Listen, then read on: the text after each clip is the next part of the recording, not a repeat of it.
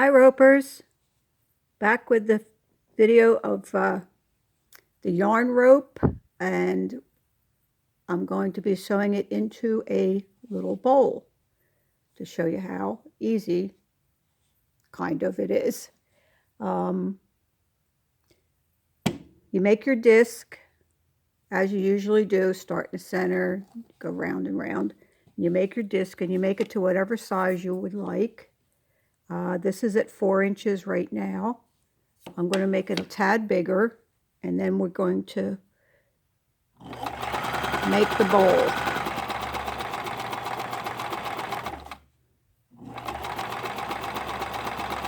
I think I'm going to make it about 5 inches, a little less than 5 inches. I don't want it the base too big, because the yarn bowls are soft. It's 4 inches.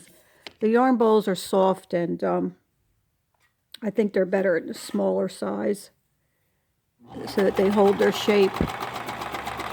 I may try a larger one later.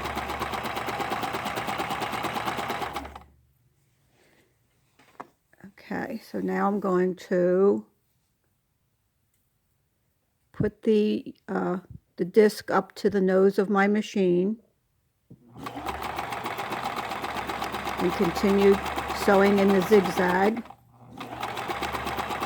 Now sometimes the yarn, because it's loose and stuff, it will get caught on your little foot here, so you have to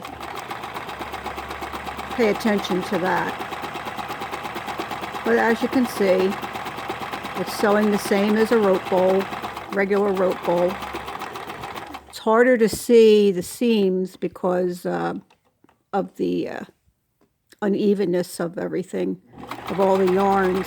So you got to go a little bit slower than you may be used to. And you can always go back and restitch them. But these are rope yarn bowls, so they're not going to be super perfect. But the texture is fantastic. Now I'm using my vintage machine, and I have to say that my vintage machine prefers cotton thread, and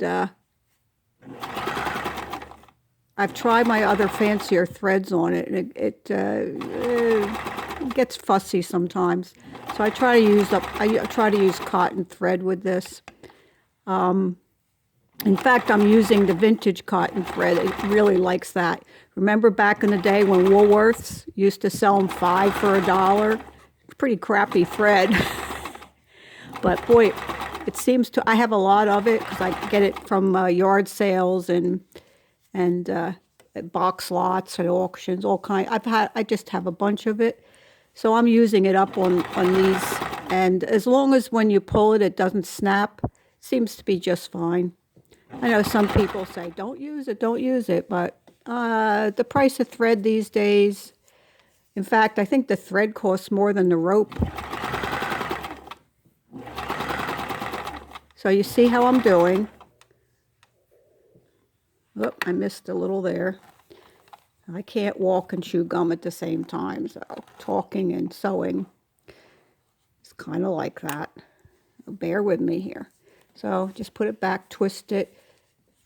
If the yarns are a little messy, you can twist them, still twist them. So I'm just giving you the idea for this little project. I have a show this Sunday. Oh, come on. People don't want to see this nonsense.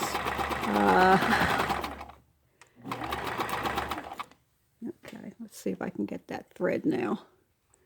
And of course, we're on camera. We're going to have these little things.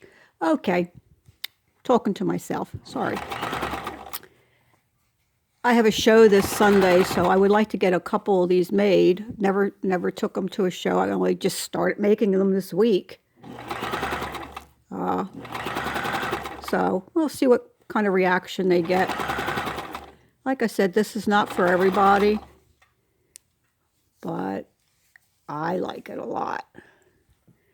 So there you go. You just do that. same as you do your rope bowl. Let me take it off because I have to go back anyway. And oh, I see my thread's a little, there it is.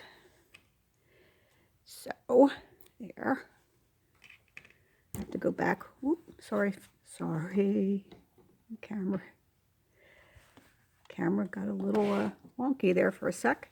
So I have to go back and re-sew this little part here. No big deal. But here you see it. That's how you start it. I guess you can make it as tall as you want. This is a small one. This was my very first one here. My very first bowl, my test bowl. And I've made a couple others, but they're more wabi-sabi. See?